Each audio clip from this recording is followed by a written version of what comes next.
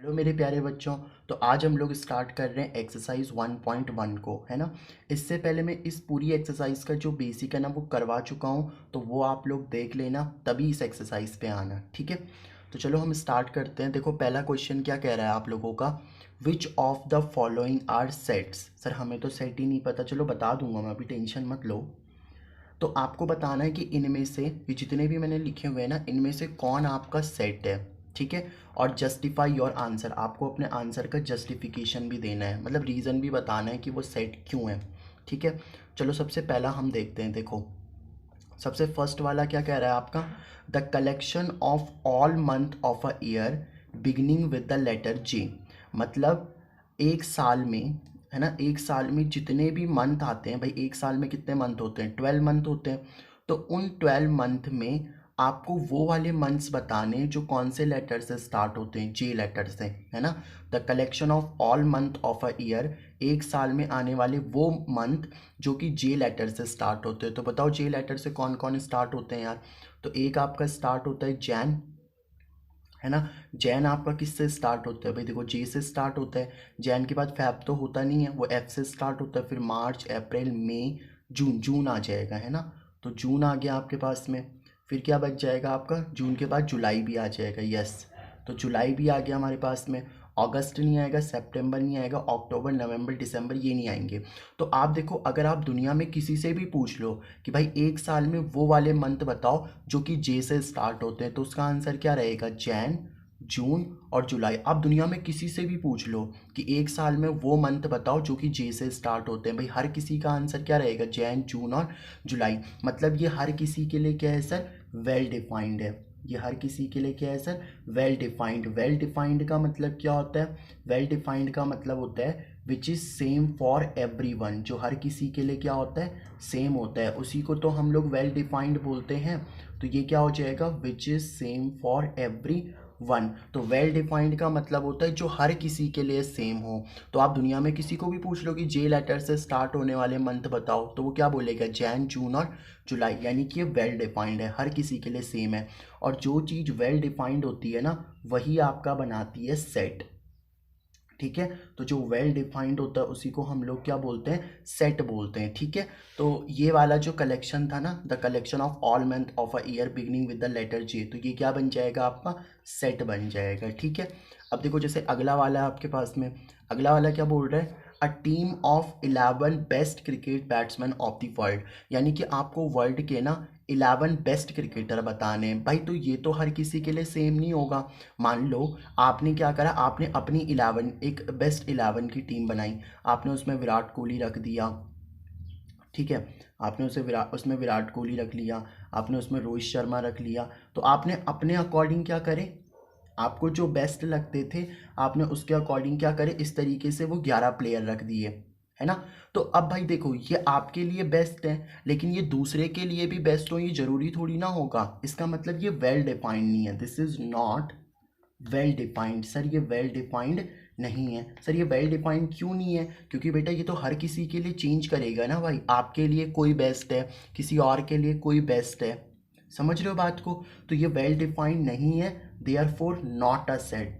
ये आपका एक सेट नहीं होगा। क्या आपको ये वाली बात समझ में आ गई, ठीक है। तो ये वाला जो कलेक्शन था ना बेस्ट क्रिकेट बैट्समैन वाला, ये सेट नहीं होगा। अब अगला वाला देखो क्या बोल रहा है आपके पास में, अगला वाला बोल रहा है the collection of all boys in your class. यानी कि आपके क्लास में जितने भी बॉयज़ हैं उन सारे बॉयज़ का कलेक्शन आपको बताना है।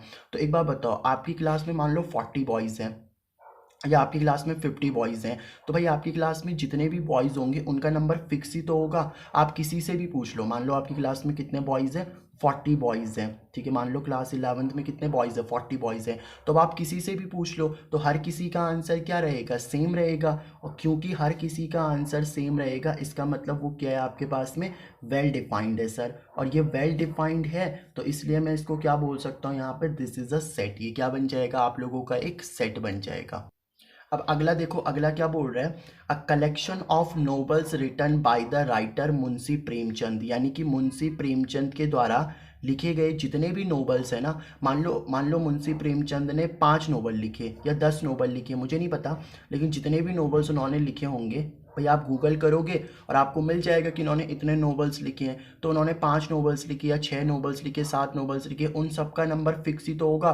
तो आप हर कोई जो भी गूगल पर डालेगा उसको आंसर तो सेम ही मिलने वाला है ना भाई।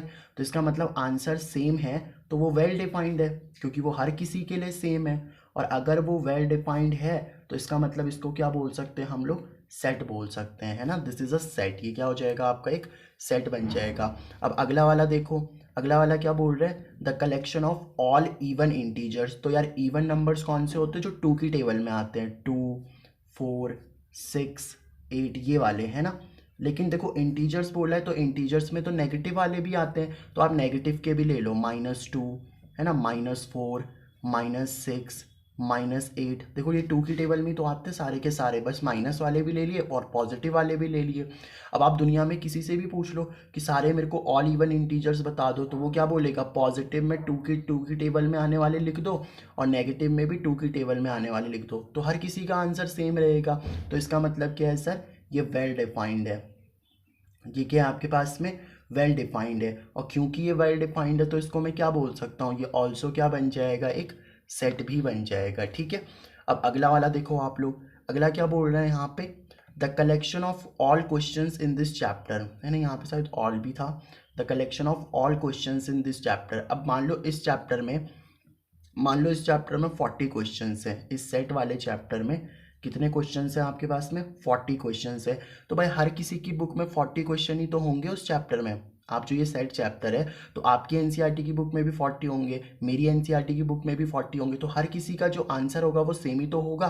तो इसका मतलब सर ये वेल डिफाइंड है, ये क्या है आपके पास में, वेल डिफाइंड है। और क्योंकि ये वेल डिफाइंड है तो सर ये क्या बन जाएगा, एक सेट बन जाएगा, क्या बन जाएगा, सेट बन जाएगा। अब अगला वाला देखो आप लोग, अगला क्या बोल रहे हैं, अ collection of most dangerous animal in the world. अब भाई ये मोस्ट डेंजरस एनिमल वाला जो टर्म है ना, आप देखो किसी के अकॉर्डिंग कोई एनिमल डेंजर होगा, मान लो मेरे अकॉर्डिंग लॉइन बहुत डेंजर है भाई, किसी को चलो चींटी से ही डर लगती है, आंट, है ना, उसी से डर लगती है तो वो उसके लिए डेंजरस हो जाएगा। किसी को टाइगर से डर लगती है, तो ये तो हर किसी के लिए वेरी करेगा ना यार, ये हर किसी के लिए सेम थोड़ी ना होगा। किसी को किसी चीज़ से डर लगती है, किसी को किसी चीज़ से डर लगती है, तो this is not well defined, ये आपका नॉट वेल डिफाइंड, ये हर किसी के लिए सेम नहीं होगा भाई।